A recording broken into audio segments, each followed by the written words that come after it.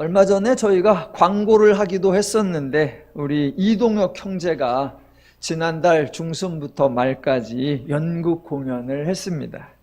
어제 성경 읽기에 와서 함께 이야기를 했는데 다행스럽게 관객들도 많이 오셨고 연기에 대한 평들도 아주 좋았다고 합니다. 극단들이 대부분 열악하니까 공연을 할 때마다 관객들이 얼마나 올까 늘 조마조마하겠죠. 어느 날 극단 대표께서 우리 이동혁 형제가 교회 다니는 것을 알고는 어느 큰 교회를 언급하면서 기왕 교회를 다니려면 그렇게 큰 교회를 다니라. 그래야 교회 홍보도 더 많이 하고 관객이 한 사람이라도 더 올 수 있지 않겠느냐라고 했답니다. 그래서 우리 동혁 형제가 대답하기를, 만일 제가 그 교회를 다니면 이 극단에 참여할 수 없고 주일에 연극 공연도 할 수 없을 겁니다 라고 했대요. 그나마 더누림교회를 다녀서 이렇게 주말이고 주일이고 정말 마음 편히 공연을 할 수 있는 겁니다 라고 했더니 대표께서 더 이상 아무 말도 하지 않았다고 합니다. 다른 교회를 비난할 생각은 전혀 없고요. 우리 더누림교회가 동혁 형제가 하고 싶은 일, 동혁 형제가 하고 있는 일에 발목을 잡지 않았구나라는 생각에 다행으로 여겼습니다. 저와 여러분을 포함한 많은 사람, 많은 그리스도인들이 있습니다. 우리 그리스도인들이 하나님을 잘 알아야 하고 기독교를 바르게 알아야 하고 하나님에 대해, 기독교에 대해 정말 잘 말해야 하고 하나님을, 기독교를 또는 교회를 또는 신앙을 잘 누려야 할 것입니다. 기독교의 중심은 당연히 하나님이십니다. 하나님이 진리이고 하나님이 기준이고 하나님이 주체이고 하나님이 핵심입니다. 그래서 사람은 하나님의 뜻을 따라 살아야 하고 하나님의 말씀에 순종해야 합니다. 하나도 틀린 말이 없습니다. 모두가 맞는 말입니다. 대신 그런 말, 그런 표현을 할 때마다 그게 무슨 의미인지, 왜 그래야 하는지를 잘 설명해야 합니다. 제가 배드민턴을 치는데 같이 치는 그룹 중에 한 중년 남성이 엊그제 제가 목사인 걸 알고 운동 끝나고 집에 오려고 하는데 막 쫓아오면서, 목사님 잠깐만 상담 좀 해도 되겠습니까? 그래요. 그래서 예 해서 앉아갖고 얘기를 시작했는데 그 중년 남성이 하는 말, 자기가 믿음이 없는 것을 매우 안타까워하면서 어떻게 하면 믿음이 생길 수 있습니까? 라고 질문을 하는 거예요. 그래서 제가 조금 더 말을 해보라고 그랬더니 그분이 하는 말, 자기는 아내를 따라 교회를 가기는 하는데 교회에서 하나님의 뜻을 따라 살라라고 말하는 게 매우 불편하다는 겁니다. 하나님께 순종하라라고 하는 말을 들을 때 강요처럼 느껴져서 싫다는 겁니다. 그래서 아내랑 같이 교회를 가기는 하는데 설교 들을 때 자기가 조금 불편해하는 표정을 지으니까 아내가 매우 걱정한다는 겁니다. 자기 스스로도 삐딱한 사람이 되고 싶지 않고 신실한 사람이 되고 싶은데 어떻게 하면 되겠습니까? 라고 질문을 했습니다. 여러분, 제가 뭐라고 대답을 했을까요? 우선 교회가 하나님의 뜻을 따라 살라고 하는 것을 불편하게 느끼는 것, 그것이 잘못이 아닙니다 라고 했습니다. 하나님께 순종하라는 것을 강요로 여겨져서 싫어하는 것, 그게 이상한 것이 아닙니다 라고 했습니다. 왜냐하면 교회가 하는 말과 그 사람이 생각하는 것이 서로 다른 의미일 수 있기 때문입니다. 기독교에서 하나님의 뜻을 따라 살라, 하나님께 순종하라고 합니다. 왜 그러죠?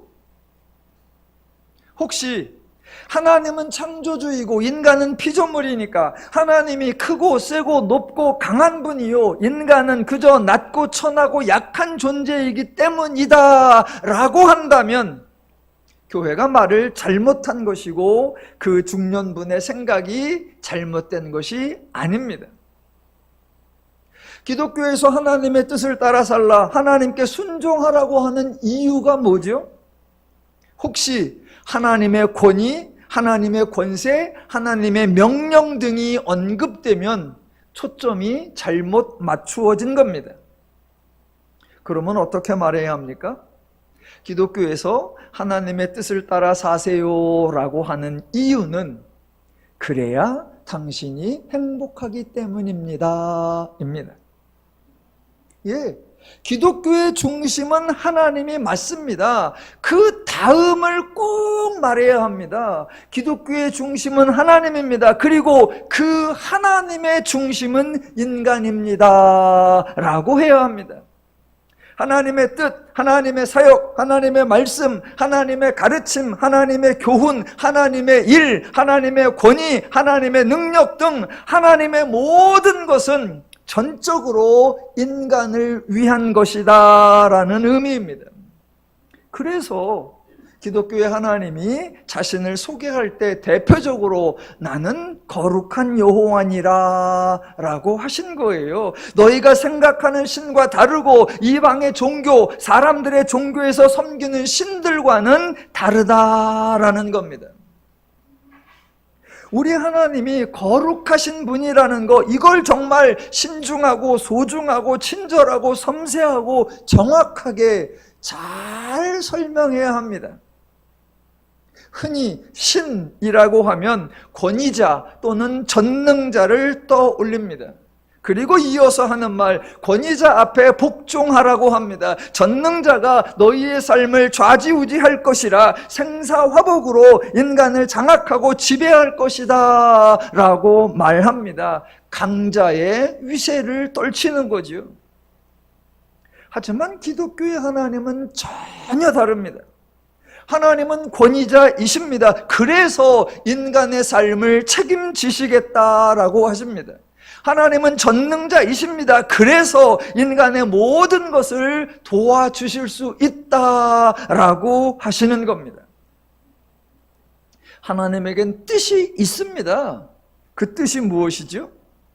데살로니가전서 5장 16절 이하에 이렇게 나오죠. 항상 기뻐하라, 쉬지 말고 기도하라, 범사에 감사하라. 이는 그리스도 예수 안에서 너희를 향하신 하나님의 뜻이니라 입니다. 인간으로 하여금 항상 기뻐하는 삶이 되도록, 범사에 감사하는 삶이 되도록 만들어주는 것, 그것이 하나님의 뜻입니다. 혹시 항상 기쁘지 않으면, 범사에 감사가 되지 않으면 너희는 쉬지 말고 기도하라 라는 겁니다. 하나님이 쉬지 않고 그 기도를 들으시고 하나님이 쉬지 않고 그 기도에 응답해 주겠다. 그래서 너희로 하여금 기어코 항상 기뻐하고 범사에 감사하는 삶이 되도록 만들어내겠다. 이게 하나님의 뜻이라는 것입니다. 그래서 기독교에서 하나님의 뜻을 따라 살라라는 말을 할 때 그 말을 들은 사람이 기분이 나쁘면 기독교가 설명을 잘 못한 겁니다.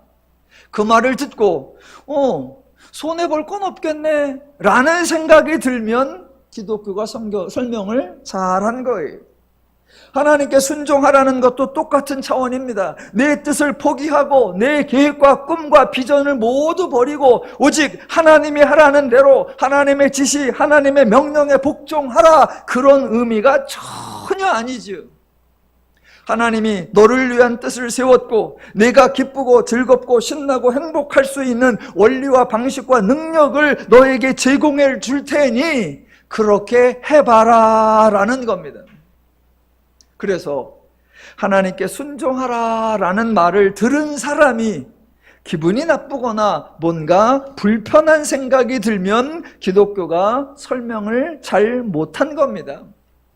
그 말을 듣고 이건 해볼 만한데 라는 생각이 든다면 기독교가 설명을 잘한 겁니다. 하나 더, 기독교가 하나님께 신실할 것, 하나님께 충성할 것을 강조합니다. 그러면서 여호와 신앙을 떠나는 것, 일반적 표현으로 하면 배교하는 것을 경계하고 강력하게 주의를 주면서 금지하지요. 히브리서 본문에도 배교에 대한 얘기가 여러 구절 나올 것입니다. 간단히 표현하면 배반하면 죽임이다 라고 하지요.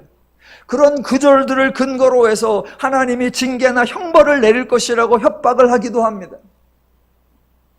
참 기독교인들이 하나님의 말씀을 오해하는 은사가 있어요. 참 성경의 구절들을 변질시키고 왜곡하는 재주들이 참 많아요. 하나님의 뜻을 잘 분별해야 합니다. 물론 하나님이 하나님을 떠나지 말라, 배교하지 말라라고 강조하십니다. 왜 그러실까요? 하나님이 버림을 받으면 그게 자존심 상하십니까? 하나님이 모욕과 굴욕을 당하는 것을 견디지 못하십니까? 그래서 배교하지 말라고 금지하는 겁니까? 아니요, 전혀 그렇지 않다는 겁니다. 하나님은 인간과 경쟁을 하지도 않고 하나님은 인간과 자존심 대결을 하지도 않습니다. 하나님을 떠나지 말라고, 여호와 신앙을 버리지 말라고, 배교하지 말라는 그 이유가 뭡니까? 아주 명확하고 아주 간단하지요. 인간이 불행해질 것이다 라는 겁니다. 왜요? 하나님의 모든 것이 인간의 행복을 위한 것인데 그 하나님을 떠나면 인간이 행복을 누릴 수 없다는 겁니다. 하나님 신앙, 하나님 말씀, 즉 하나님과 관련된 모든 것은 전부 다 전적으로 인간을 위한 것, 인간의 행복을 위한 것임을 다시 한번 기억하시면 좋겠습니다.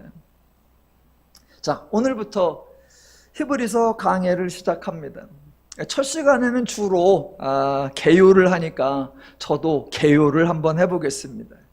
여러분, 히브리서 누가 썼을까요? 잘하셨습니다. 대답을 못하는 거예요. 몰라요. 또 히브리서 언제 썼을까요? 예, 모릅니다. 히브리서 어디서 기록되었을까요? 예, 모릅니다. 히브리서가 편지니까 어쨌든 간 보내줬어. 그러면 받는 사람은 누구일까요? 예, 모릅니다. 히브리서에 대하여 아는 게 별로 없습니다. 많은 학자들이 오랜 기간 동안 히브리서를 연구했지만 어느 누구도 어떠한 대답도 명확하게 하지 못합니다. 그래서 학자들끼리 나름으로 합의된 내용이 있어요. 유명한 문구로 이렇게 표현합니다. 바울이 쓴 히브리서는 과연 누가 썼을까? 네. 바울이 쓴 히브리서는 과연 누가 썼을까? 그러니까 읽어보니까 바울이 쓴 것 같아요. 어투도 그렇고 표현도 그렇고 단어도 그렇고 이게 바울식 표현이고 바울이 좋아하는 그런 단어예요. 그래서 바울이 쓴 것 같아. 그런데 바울이 쓴 다른 편지에는 예수의 사도된 바울은 그리스도의 일꾼 됐나, 바울은 너희의 형제 됐나, 바울은 이라고 바울 자기가 썼다고 말하는데 히브리서는 아무리 뒤져봐도 나 바울은 이런 표현이 한 번도 없어요. 그러니까 바울이 쓴 단어, 표현, 어투하고 비슷해서 바울 같기는 한데 바울이 쓴 편지들처럼 자기를 말하지 않는 것으로와 바울이라고는 할 수가 없을 것 같고, 그래서 한다는 말, 바울이 쓴 히브리서는 과연 누가 썼을까입니다. 그럼 다음 질문, 히브리서는 왜 썼을까요? 다른 표현으로 히브리서의 주제, 히브리서의 핵심, 히브리서의 목적, 히브리서의 강조점은 무엇일까요? 그거야 앞으로 읽어보면 알겠죠. 예, 함께 읽어보면서 확인할 겁니다. 그런데 히브리서를 읽어보기 전에, 히브리서를 강해도 시작하기 전에 저와 여러분이 한 가지 정확하게 알고 있는 것이 있습니다. 히브리서는 우리에게 유익한 내용이다라는 것입니다. 히브리서는 우리를 불편하게 하는 내용이 아니고, 우리를 힘들게 하는 내용이 아니고, 우리를 괴롭게 하는 내용이 아니고, 괜히 읽어서 괜히 알아서 고민이 생기게 하는 내용이 아니다라는 겁니다. 왜냐? 하나님의 모든 것이 언제나 인간의 유익을 위한 것이기 때문입니다. 하나님의 사역, 하나님의 말씀, 하나님의 성경, 하나님의 권위, 하나님의 능력, 하나님의 모든 것이 인간을 위한 것이기에 하나님의 말씀 히브리서도 저와 여러분에게 유익이 될 것이 분명하다라는 겁니다. 그래서 저와 함께 히브리서 강해를 듣고 나면 저와 여러분은 평안해질 것입니다. 아멘을 하십시오. 히브리서 강해를 듣고 나면 담대해질 것입니다. 히브리서 강해를 듣고 나면 즐거워질 것입니다. 히브리서 강해를 듣고 나면 행복해질 것입니다. 왜요? 히브리서를 포함한 모든 성경이 그런 의도, 그런 목적으로 쓰여졌기 때문입니다. 설교하는 사람, 제가 허튼 소리를 하지만 않는다면 히브리서를 통해 저와 여러분이 더욱 즐겁고 행복한 신앙이 될 줄로 믿습니다. 개인적으로는 그동안 히브리서 강해를 조금 망설였습니다. 왜냐하면 히브리서가 어렵다라고 하는 소문이 목회자들 세계에서 있었기 때문입니다. 저뿐만 아니라 많은 목회자들이 히브리서를 본문으로 설교하기를 조금 주저합니다. 대신 히브리서에서 아주 유명한 구절, 여러분도 다 알고 있는 히브리서 11장 믿음장, 그 본문만 골라서 설교를 할 뿐 히브리서 전체를 강해하고 전체를 설교하는 그런 책들이 많지가 않았습니다. 저도 언젠가는 해보리라라고 마음만 먹고 있었고 히브리서에 관련된 이런 자료를 모았을 뿐 정작 시작을 못하고 있었는데 용기가 생겼습니다.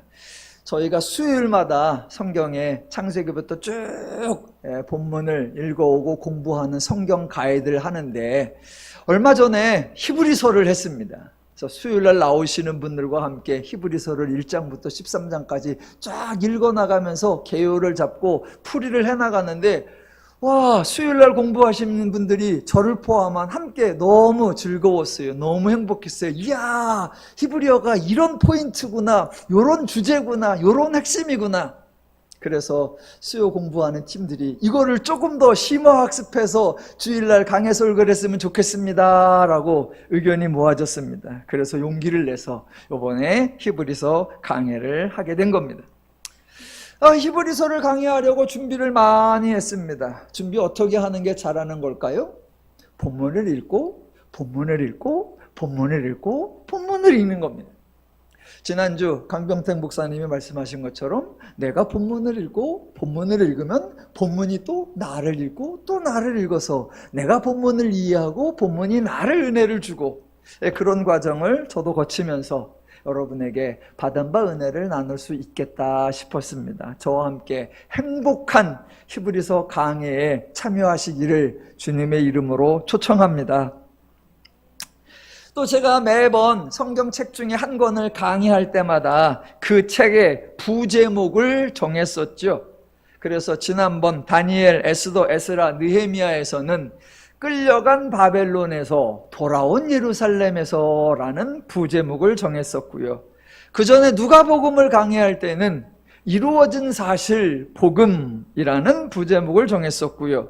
그 전에 예레미야를 강의할 때는 여호와께서 말씀하시니라 라고 했었습니다. 그래서 이번에 히브리서를 강의 시작하면서 부제목을 정해보았습니다. 본문을 읽고 본문을 읽고 본문을 읽으니까 반복되는 표현이 나와요. 이거 아까 나왔던 건데 와 여기서 또 나오네. 조금씩의 표현은 달라져도 유사하게 반복되는 표현. 그렇다면 이것을 부제목으로 삼으면 좋겠다라고 해서 정한 것. 히브리서 3장 1절 맨 마지막에 나오는 대로 예수를 깊이 생각하라입니다. 깊이 생각하라라고 번역된 이 단어의 원래 뜻이 이해하다, 파악하다, 깨닫다, 관찰하다, 성찰하다, 주목하다, 인지하다 등의 뜻이 있어서 그래, 말 그대로 히브리서를 읽고 히브리서가 소개하고 강조하는 예수에 대하여 잘 생각하고 깊이 생각하고 많이 생각하고 바르게 생각해보자라는 의미로 정해보았습니다. 히브리서, 예수를 깊이 생각하라입니다. 자, 오늘 본문 히브리서 1장 1절과 2절 함께 읽어보겠습니다. 다시 한번 2절의 중간까지만 읽겠습니다. 시작. 옛적에 선지자들을 통하여 여러 부분과 여러 모양으로 우리 조상들에게 말씀하신 하나님이 이 모든 날 마지막에는 아들을 통하여 우리에게 말씀하셨으니입니다. 자, 이 짧은 구절에서 반복되는 표현이 하나님이 말씀하셨다라는 겁니다. 하나님이 말씀하셨다, 말씀하시는 하나님, 말씀이신 하나님, 하나님의 말씀, 하나님이 말씀하셨다는 표현을 기독교에서 정말 자주 사용하는데 이 표현에 담긴 의미가 충분하게 설명이 되지 못하는 것 같아서 오늘을 자세히 설명해 보겠습니다. 자, 여기서 언급되는 1절에 말씀하신이나 2절에 말씀하셨으니이나 이거는 단순히 하나님이 말했다, 하나님이 말씀을 하셨다 그런 정도에 머무르는 것이 아닙니다. 물론 말씀을 하셨으니 말하다, 이야기하다, 설명하다, 전달하다, 가르치다 등등의 말하는 것에 관련된 기본적 의미가 있습니다. 하지만 이 말씀하시다를 하나님에게 적용할 때는 더 나아가야 합니다. 말하다라는 걸 넘어서서 하나님이 하신 말과 관련된 그 일을 포함하는 것, 즉 하나님이 말하다와 더불어 일하다라는 의미까지 내포하고 있다라는 겁니다. 그러니까 하나님이 말씀하셨다라고 하면 저와 여러분은 두 가지, 말하셨다, 그리고 그 말을 일하셨다라고요. 하나님이 어떤 것에 대하여 말씀하셨다라고 하면 우선 말하고 이야기하고 설명하였다는 것이고 동시에 일하셨다, 즉 직접 수고하시고 노력하시고 애를 쓰셔서 하신 말씀을 친히 이루고 성취하고 완성하셨다라는 의미를 갖는 겁니다. 오늘 본문에 대해 제가 여러 번역본들을 비교해서 타이핑 쳐서 교회 홈페이지에 올려놨습니다. 한글로 된 번역본들을 다 찾아보니까 그냥 전부 다 똑같아요. 말씀하셨으니, 말씀하셨다라고만 써놨어요. 영어 성경도 다 찾아보니까 영어 성경도 똑같아요. 모든 번역이 스피크의 과거형으로 스포크라고 번역했습니다. 물론 서로 단어를 번역할 때 그 단어의 의미를 충분하게 정확하게 표현할 수 없다는 것을 이해하면서도 번역이 매우 아쉬웠습니다. 여러분, 하나님이 말씀하셨다라고 하는 표현은 단순히 하나님이 스피크하셨다, 하나님이 토크하셨다, 하나님이 세이하셨다 정도가 아닙니다. 하나님이 일하셨다, 즉 하나님이 워크, 하나님이 액트, 하나님이 두, 하나님이 플레이, 말하시고 말한 것을 행하셨다라는 걸 포함하는 거예요. 그래서 기독교의 하나님은 말씀하시는 하나님이면서 동시에 일하시는 하나님입니다. 굳이 영어로 한번 해보자면 하나님은 God who word and God who act. 말씀하시다에는 하나님이 말하신다, 동시에 말한 것을 이루신다, 두 가지가 다 들어있다는 겁니다. 여러분, 이게 정말로 소중한 겁니다. 이 하나님의 말씀하셨다는 말하다와 일하다가, 즉 하나님이 말한 대로 이루고 책임지고 완성한다, 이게 반드시 포함되어야 돼요. 그런데 하나님에 대한 최고의 오해 중에 하나가 뭐냐? 하나님이 말씀하셨다라는 것을 그냥 하나님이 말하셨다라고만 생각하는 거예요. 그러니까 기독교의 이상한 프레임, 엉뚱한 패턴이 난무하는 거예요. 자, 보세요. 하나님이 말씀하셨다. 아, 하나님이 말하셨구나 라고 하면 하나님이 강자요 높은 자로서 말한 거니까 그게 곧 하나님이 명령하시고 지시하셨다라고 생각합니다. 그렇게 하나님이 말하셨어, 지시하고 명령하셨어. 그러면 누군가는 그것을 진행하고 성취하기 위하여 이 일을 해야 한다는 겁니다. 그러면 누가 일해야 하죠? 예, 당연히 사람이라고 생각하는 거예요. 그 하나님의 말을 들은 사람이 사명감을 가지고 책임감을 가지고 성실하고 충성스럽게 이 일을 해서 기어코 하나님이 명령한 과업을 완수하고 하나님이 지시한 사항을 이루어내야 한다라고 생각합니다. 이게 엄청난 하나님의 사역에 대한 오해예요. 다른 신들은 그렇게 하죠. 다른 종교들은 그렇게 하죠. 그러나 우리 하나님은 전혀 다른 분, 거룩하신 하나님입니다. 그런데 자, 하나님이 말씀하신다를 명령하고 지시하신다. 그러면 사람이 일을 하고 충성을 하고 성취를 해야 한다 라고 생각하니까 그 다음 오해가 또 만들어지는 거예요. 그러면 누가 일하지? 그래서 나오는 말, 하나님이 쓰시는 사람, 이런 얘기가 나오는 거예요. 하나님의 명령한 일, 지시한 일이 있으니까 그 일을 완성하기 위해서는 일할 사람, 일꾼이 있어야 하고, 그때 어떤 사람을 뽑을까, 어떤 일꾼을 뽑을까, 당연히 그 생각으로 이어져서 하나님이 쓰시는 사람이라는 설교가 난무하고, 준비된 사람이라는 얘기가 나오고, 갖가지 하나님의 쓰임받기 위한 자격과 조건이 언급되고, 쓰임받기 위하여 우리가 스스로 준비하자라고 말하기도 하고, 심지어는 하나님이 직접 사람을 불러서 그 일에 합당한 자로 만들기 위하여 사람을 훈련시킨다, 하나님을 연단시킨다, 하나님이 시험하신다라고 주장하기도 하는 겁니다. 정말 하나님에 대한, 기독교에 대한 엄청난 오해, 엄청난 왜곡입니다. 하나님이 말한다. 말하니까 지시하고, 지시한 걸 누가 일해야 한다. 누가 사람이, 어떤 사람이 일해야 된다? 능력 있고, 그러니까 준비해야 된다. 훈련해야 된다. 그럼 그 다음은 어떻게 할까요? 자, 그 사람이 이 일을 해야죠. 일을 열심히, 일을 충성스럽게 해야죠. 일했다. 그러면요, 그 사람이 한 일에 대한 평가와 보상이 등장합니다. 그래서 툭하면 상급이니 툭하면 면류관이니 라는 이야기가 나오는 거예요. 죽도록 충성하라가 난무하고, 하나님 나라의 신령한 복이 허구한 날 등장하고, 천국에서 네 상이 큼이라 라고 아무도 책임지지 않는 공약이 남발하는 겁니다.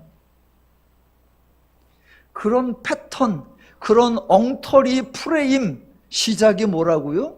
하나님이 말씀하셨다에 그 말씀하셨다가 말하다와 동시에 말한 것을 하나님이 완성하기 위하여 하나님이 일하신다, 거기까지 이해를 못하기 때문이에요. 여러분, 신이 명령하고 인간이 일하고, 인간이 일하려고 하니까 준비된 사람이 필요하고, 그 사람이 충성하면 상 주고 복 주고 면류관 주고, 그거 다른 종교에서 다 하는 패턴이에요. 기독교도 그런 패턴이라면 다른 신과 다를 바가 없고, 다른 종교와 차이점이 없고, 기독교 용어로 하면 하나님의 거룩성은 하나도 없습니다. 달라야 해요. 기독교의 하나님은 말씀하시는 하나님, 즉 하나님이 하실 일을 직접 선포하는 분이시고, 동시에 일하시는 하나님, 즉 선포하신 말씀을 직접 실행하시는 분입니다. 하나님은 옥황상제가 아니고, 하나님은 염라대왕이 아니고, 하나님은 우리의 감독관이 아니고, 하나님은 우리의 심판관이 아니고, 하나님은 그저 말쟁이가 아닙니다. 기독교의 하나님은 일하시는 분입니다.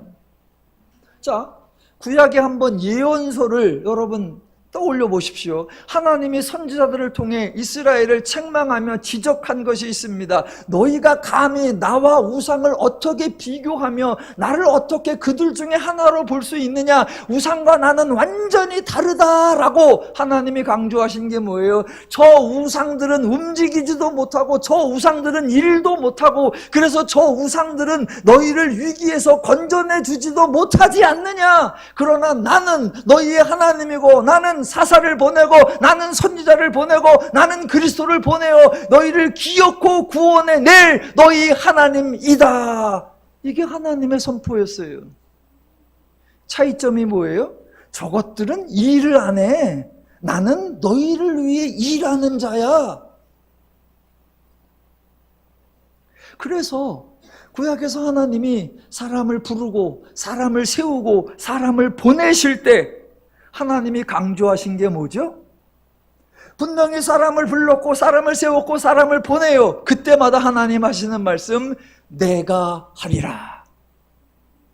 부르고 세우고 보낼 때마다 네가 하거라가 아닙니다. 내가 하거라. 그래서 성경에 이렇게 나오는 거예요. 나는 가만히 서서 네가 하는 것을 보리라가 아니라 너는 가만히 서서 내가 너를 구원하는 것을 보라. 이게 하나님의 선포이십니다. 타종교회는 이런 구조가 없어요. 타종교회는 이런 프레임이 없어요. 타종교회는 이런 패턴이 없어요. 타종교회 신들은 옥황상제건 염라대왕이건 인간이 살아갈 때 눈 하나 깜짝 않다가 죽고 나면 심판이니 어쩌니 헛소리란단 말입니다. 아니요. 하나님은 인간을 돌보시며 인간을 위해 일하시는 분이세요.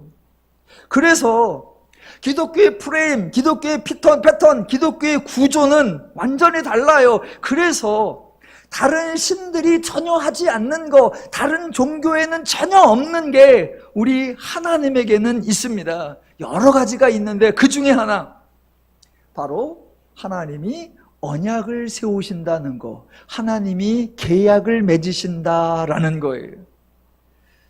이게 언약이나 계약이라고 하니까 쌍방상호간에 협의하여 각자가 할 일, 각자의 역할을 정하고 일이 끝나면 각자 나누어 가질 몫을 기록하여 공증으로 여기는 것, 그렇게 오해할 경우가 있습니다. 아니요. 하나님의 언약, 하나님의 계약은 차원이 다릅니다. 그래서 저는 혹시나 언약이나 계약이 오해받을까 봐 언약이나 계약보다 훨씬 더 좋아하는 표현이 있습니다. 그게 성경에 나오는 하나님의 맹세입니다.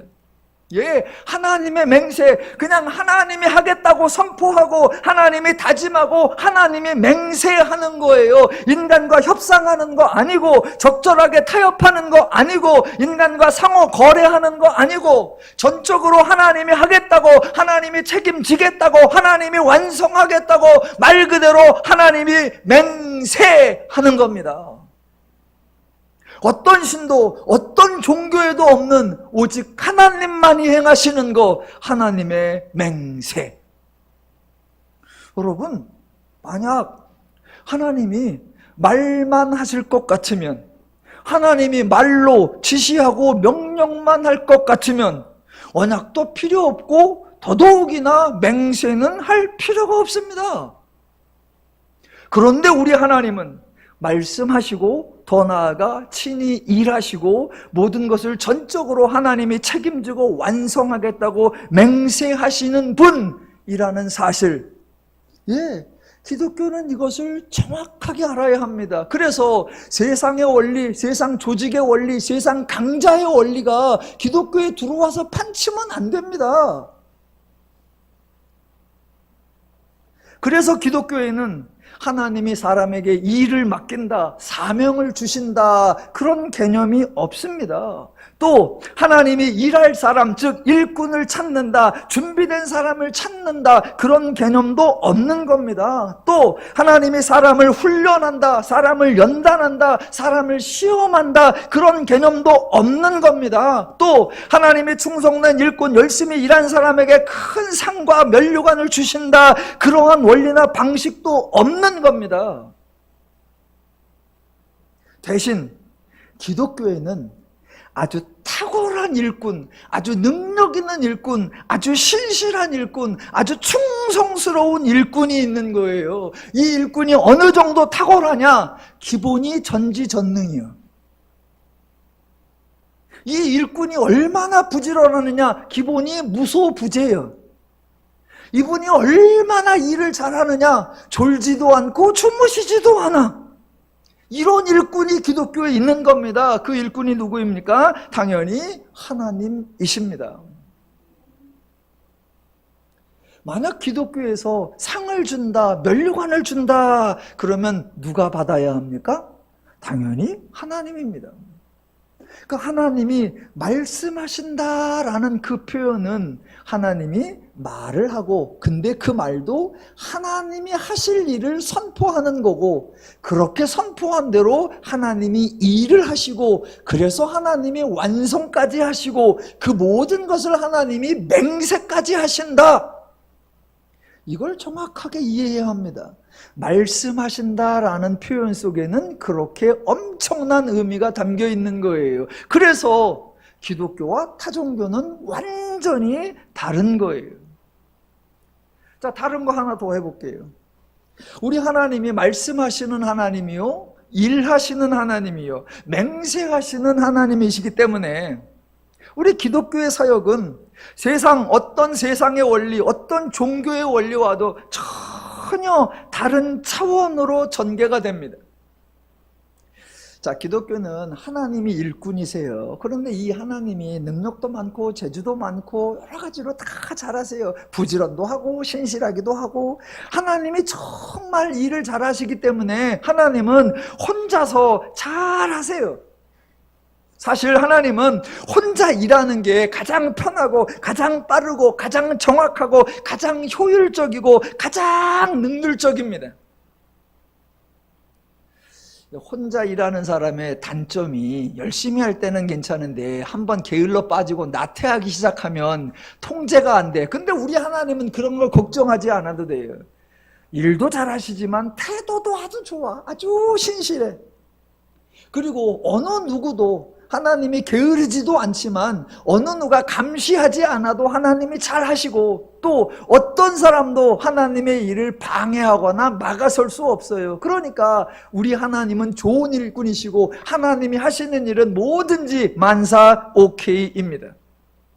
그래서 하나님은 그냥 혼자 하시면 세상 속 썩을 거 없고, 하나님이 원하시는 때에 하나님이 원하시는 방법으로 하나님이 알아서 잘 하세요. 그냥 오케이. 그런데 우리 하나님의 특이점이 있어요. 그렇게 혼자서 잘 하실 수 있는데 혼자 안 하세요. 혼자 하면 세상 편해. 누가 간섭하기라나, 누구 눈치를 봐야 되나, 뭐 뭘 해야 되나. 그냥 혼자 하면 알아서 잘 하세요. 가장 좋아. 그런데 혼자 안 하세요. 외로워서? 아니요. 혼자 할 수 없어서? 아니요. 혼자 하기 너무 벅차서 누군가의 도움을 받는 거? 아니요. 아니요. 혼자 하는 게 가장 쉽고 빠른데 굳이 사람을 불러서 그 사람을 통해서 일을 하시더라라는 겁니다. 그 사람 때문에 하나님이 덕을 보는 거 없습니다. 둘이 하니까, 셋이 하니까 하나님의 일이 줄어들거나 하나님의 일이 편해지거나 하나님의 일이 수월해지거나 그 사람 때문에 보탬이 되거나, 하나님이 잠깐 일하시다가 쉬고 그 사람이 일하면 되니까 하나님 훨씬 더 여유로워지거나, 그런 것 전혀 없습니다. 실제로 성경에 보면 사람 때문에 하나님이 일이 수월해진 적이 없어요. 하나님의 일이 줄어든 적이 없어요. 사람 불러서 그 사람 때문에 일이 더 복잡해지고, 그 사람 때문에 일이 어려워지고, 그 사람 때문에 일이 더 지연돼요. 그냥 우리 같으면, 야, 너 냅둬라, 내가 해버릴게. 그러면 제일 빠르고 가장 효과적이고 가장 능률적이야. 가장 확실해. 그런데 하나님은 굳이 사람을 불러서 그 사람을 통해서 일을 하시더라라는 겁니다. 그러니까 하나님에게는 그 일 자체가 목적이 아니라는 겁니다. 그 일을 얼른 해내는 거, 그게 하나님의 계획이 아니라는 겁니다. 물론 그 일 하나님이 말씀하셨고 하나님이 그 일 하시니까 그 일 자체도 매우 중요하기는 합니다. 하지만 더욱 중요한 거, 그 일을 통해서, 그 일을 하는 과정을 통해서 그 일과 연관하여 사람을 부르고 세우고 참여시켜서 함께하는 모든 진행 상황을 통해 그 사람에게 하나님을 알게 하는 것, 즉 계시가 하나님의 목적이다라는 겁니다. 그래서 하나님의 일하시는 방식은 세상의 그 어떤 존재와도 다르고 세상의 그 어떤 종교와도 다르더라라는 겁니다. 저와 여러분 이미 다 알고 있죠? 하나님의 행하시는 사역은 계시적 사역이다. 그래서 계시 사역에는 세 가지 원칙이 있더라. 사람들이 생각하기에 불가능해 보이는 사건을, 사람들이 생각하기에 불가능해 보이는 사람을 통해, 사람들이 생각하기에 불가능해 보이는 방식으로 진행하신다라는 겁니다. 세상엔 어느 누구도 이렇게 안 해요. 딱 보면, 야, 보면 몰라, 이건 안 돼, 안 되는데 왜 헛심을 써? 관도. 딱 보니까 저 사람이면 일이 망치지, 어떻게 저 따위를 불러다 놓고 일을 해? 안 돼, 바꿔. 야, 그런 방식은 생각을 해봐라, 이게 되나? 왜 안 되는 것 같고 밀어나게 해? 사람들은 가능한 일을 가능성이 보이는 사람으로 될 수 있는 방식으로 일을 하는 거예요. 모두가 될 만한 일을 찾아보자. 모두가 할 수 있는 사람을 찾아보자. 모두가 가능한 방식을 동원해보자. 그런데 우리 하나님은 우리에게 시련을 주고 난관을 주고 장애물을 주고 어려운 일을 주면서 극복해봐라 아니라니까요. 하나님이 직접 말씀하시고 하나님이 직접 일하세요. 그런데 우리가 생각하기에 기왕이면 불가능한 일, 기껏 불가능한 사람, 기껏 불가능한 방식으로 하더라라는 겁니다. 아, 그럼 그것도 혼자 해버리시지? 아니요. 굳이 그 일에 사람을 불러서 함께하게 하고 보게 하고 듣게 하고 알게 하고 경험하게 하더라라는 겁니다. 왜? 하나님의 목적은 그 일 자체가 아니라 죄인들에게 하나님을 알게 하는 것이기 때문입니다. 아니, 우리 하나님은 정작 이렇게 일을 하고 계시는데 기독교가 엉뚱하게도 하나님은 준비된 사람을 쓰십니다. 하나님은 사람을 시험하십니다. 하나님은 충성된 사람에게 상을 주십니다. 헛소리를 하고 있습니다. 예, 기독교가 하나님을 너무 모르고 기독교가 하나님의 사역을 너무 오해하니까 죄송하지만 성도님들이 헛수고를 너무 많이 하고 있고요. 성도님들이 헛된 열심을 너무 쏟고 있는 것 같아서 제가 조금 속이 상하고 안타깝고 그렇습니다. 자, 히브리서가 맨 처음 1장 1절부터 하나님을 소개하고 하나님의 사역을 강조하는 것으로 시작하고 있습니다. 제가 다시 한번 읽어볼게요. 옛적에 선지자들을 통하여 여러 부분과 여러 모양으로 우리 조상들에게 말씀하신 하나님이, 하나님이 말씀하셨죠. 동시에 하나님이 일하셨죠. 그래서 옛적에도 여러 사람과 여러 모양과 여러 부분을 통해 하나님께 계속해서 일해 오셨죠. 그 하나님이 이 모든 날 마지막에는 아들을 통하여 우리에게 말씀하셨으니, 옛적에도 말씀하시고 일하시고 마지막 날에도 말씀하시고 일하시고 이렇게 하나님이 하시더라라는 겁니다. 당연히 히브리서가 말씀하시는 하나님, 일하시는 하나님을 강조하고 있습니다. 얼마나 성실하게 사역을 하시는지. 옛날엔 하셨는데 요즘은 노르셔. 아유, 옛날에 놀다가 요즘은 조금 일하셔가 아니라 옛적에도 말씀하시고 일하셨고 마지막 날에도 일하시고 말씀하시고. 그래서 히브리서 전체를 읽어볼 건데요. 이제 히브리서가 처음부터 끝까지 하나님의 일하시는 모습, 이미 하나님이 하신 일 소개하고 있고 지금도 하나님이 하시는 일 소개하고 있고 장차 하나님이 하실 일 그것도 소개하고, 그래서 아주 자세하고 아주 다양하게 아주 반복적으로 우리 하나님이 일하시는 분이고 그 하나님의 모든 일이 얼마나 우리를 유익하게 하며 우리를 강건하게 하며 우리를 담대하게 하며 우리를 평안하게 하며 우리를 행복하게 하는지 그것을 소개하고, 이 편지를 읽는 너희가 그 하나님으로 인하여 평안하기를, 기뻐하기를, 즐거워하기를, 자유하기를, 행복하기를 원하노라. 이게 히브리서의 주제가 될 것입니다. 예, 앞으로 읽어보겠습니다만 어설픈 선동 같은 거 히브리서에 없고요. 근거 없는 공갈 협박 히브리서에 없고요. 택도 없는 비전이나 상급 그런 거 히브리서에 없습니다. 오직 하나님의 사역, 오직 하나님의 은혜, 오직 하나님의 복음이 히브리서에 가득 차 있습니다. 히브리서 강의에 쫄지 마시고 부담 느끼지 마시고 기대하셔도 됩니다. 제가 잘 해드리겠습니다. 지난번에 이제 다니엘, 에스라, 느헤미야, 에스더 강의를 마쳤는데요. 어떤 분들이 설교를 듣고 종종 저에게 연락을 주시기도 합니다. 그 중에 한 분은 설교를 듣고 나면 은혜가 되기는 하는데 설교를 들었다라기보다는 논문을 들은 것 같다라고 평가하시기도 해요. 여러분, 저 논문 쓰는 사람 아닙니다. 저 논문 못 써서 학위도 못 받았어요. 저 논문에 트라우마 있는 사람이에요. 설교를 논문같이 한다? 와, 저를 2번 죽이는 거예요. 저 논문 겁나게 싫어합니다. 또 어떤 분들은 이렇게 말하기도 합니다. 사람은 이성적인 설명보다는 감성적인 이야기를 더 좋아한다. 그러니까 그거를 많이 섞어서 좀 이야기해보라 라고 합니다.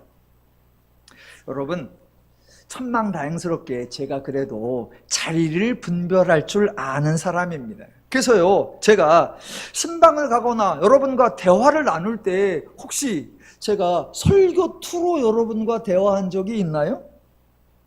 여러분과 이런저런 예배 끝나고 식사하거나 그런 자리에서 제가 그렇게 설교 투로 잘 안 해요. 제가 논리를 따지지도 않고요. 사실이냐 여부의 확인을 하지도 않고요. 자초지종을 운운하지도 않습니다. 제가 사석에서 여러분과 대화할 때 저는 공감을 잘 해줍니다. 믿으실지 모르겠지만 제가 집에서 하고 아내하고 대화를 하면요, 저는 딱 한마디만 해요. 얼마나 공감을 잘하는지, 얼마나 감정적으로 일치가 되는지. 제 아내가 말만 하면 저는 무조건 네, 그냥 네. 예, 생떼를 써도 네, 적반하장을 해도 네, 어거지를 써도 네, 택도 없는 소리를 해도 네. 오죽하면 대화를 하고 있으면요, 아들이 듣다가 방에서 속이 터져서 튀어나와요. 아빠 좀 대들어봐. 아빠 좀 따져봐. 그럼 제가 늘 그러죠. 그 짓을 뭐하러 해? 네. 엄마가 틀렸고 아빠가 맞았잖아. 아니야, 엄마가 오라. 아니야, 이번엔 엄마가 엉터리야. 아니야, 네 엄마는 진리이시다. 우리 아들이 속이 터져요. 이 집에 못 있겠네. 그럼 제가 늘 그러죠. 얼른 나가라. 얼른 나가라. 여러분, 여러분하고도 마찬가지잖아요. 제가 여러분에게 뭐 잘했네, 잘못했네 그런 적 있나요? 그러면 안 되네 뭐 그런 거 따진 적 있나요? 예, 사석에서는 감성적으로 공감해 주는 거 소중하지요.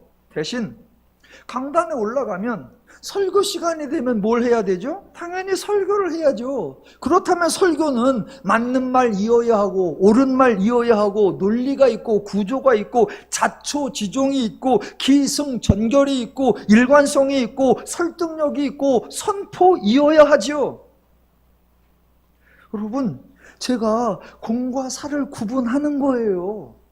사석에서는 감성적으로 공감해야 하죠. 그래서 저는 옆에 사람이 거짓말을 해도 저는 다 동조를 해줍니다. 사실이 뭐가 중요해? 대신 강단에서는 이성적으로 선포를 해야 하니까 치밀하고 정교하게 하나님을 설명하는 거죠. 여러분, 이게 다행인 줄로 아세요. 이게 제가 장소가 바뀌어봐 큰일 납니다. 설교한다고 올라와서는 맨날 쓸데없는 얘기는 했었고 텔레비 본 얘기, 영화 본 얘기는 하고, 대신 식사하거나 신방 가서 여러분에게는 여러분의 옳으네 그르네 감나라 대추나라 하면 된다 안 된다 따지기 시작하면 여러분 골치 아플 거리요.